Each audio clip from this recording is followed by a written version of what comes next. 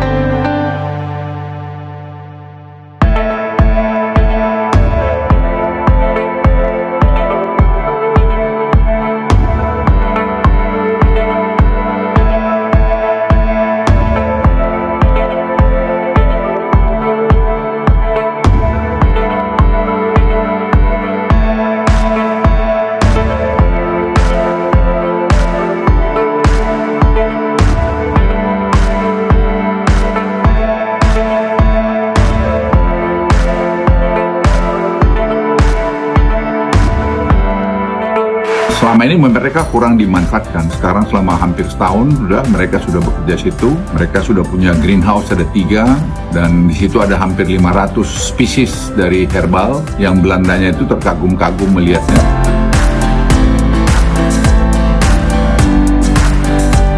Dia satu keberlanjutan sejak kunjungan Raja Belanda ke Indonesia, dan kemudian kita juga terpikir untuk memiliki satu research center pertanian, genome sequencing, dan kemarin 44 orang dari Belanda, ada 2 wakil menteri, dan juga ada berapa puluh pengusaha investor yang datang melihat fasilitas dari genome sequencing kita di sana, dan juga yang sudah kita tanam untuk mulai demonstration lahannya, kita tanam 40 hektar bawang putih, yang kita berharap nanti bawang putih ini bisa menjadi 1 hektar 20 ton.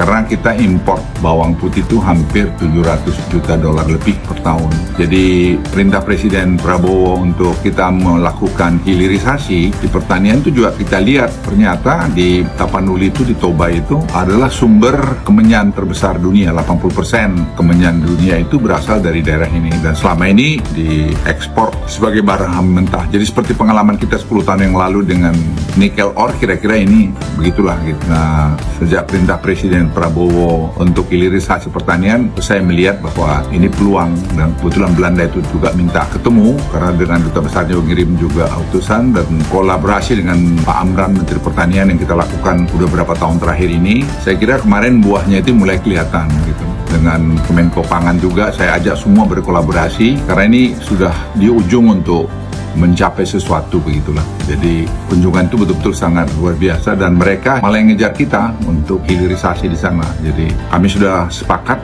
untuk bekerja di beberapa komoditi hortikultura, 1 bawang putih, 2 kentang, juga asiri, dan keempat mengenai downstreamingnya kemenyan. Banyak lagi sebenarnya yang kita mau, tapi kita fokus di 5 area aja dulu. Nanti kita lihat tindak lanjutnya.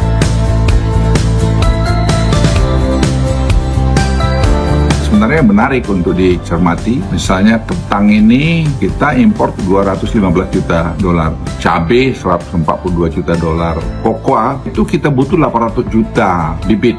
Sekarang kita masih impor, kita hanya bisa bikin 2 juta. Itu kita impor hampir 980 juta dolar. Jadi ini banyak sekali yang sebenarnya bisa kita swasembada bibit, dan itu akan mengurangi impor kita, dan akan create lapangan kerja, create juga pendidikan, dan kita memiliki orang-orang hebat. Ternyata ada Profesor Fatmawati dari ITS, itu menjadi principal investigator di sana, dengan Profesor Agung, ahli tanah. Jadi selama ini mereka kurang dimanfaatkan. Sekarang selama hampir setahun mereka sudah bekerja situ. Mereka sudah punya greenhouse ada 3, dan di situ ada hampir 500 spesies dari herbal yang Belandanya itu terkagum-kagum melihatnya, bahwa bank data juga akan dibuat di sana, dan sudah kita memiliki juga komputer T7 yang canggih, dan semua akan diproses. Dan kita juga memiliki sekarang H200 Nvidia, sehingga dengan 2 kombinasi tadi teknologi, makanya proses editingnya akan jauh lebih cepat.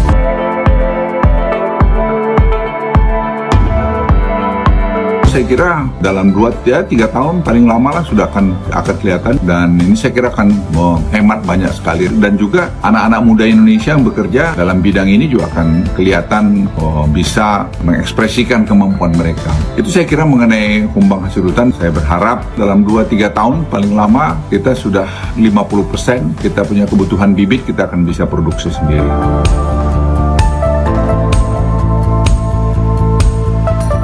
Indonesia super kaya, tapi masalah kita harus kompak.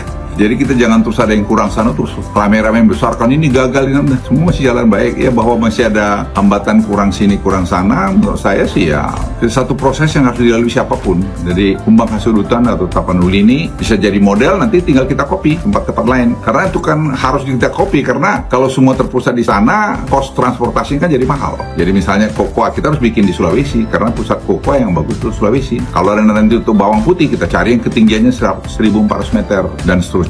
Jadi itu yang kemarin saya agak panjang lebar cerita mengenai ini, karena menurut saya ini satu langkah strategis dari Presiden Prabowo. Ya, negara kita nih jalan kok, dan dunia yang lagi begini kacau balau ini, kita jangan jadi ikut membuat diri kita kacau. Kita bagaimana mendorong teman-teman kita yang sedang bekerja di daerah terpencil seperti di kumbang hasil hutan.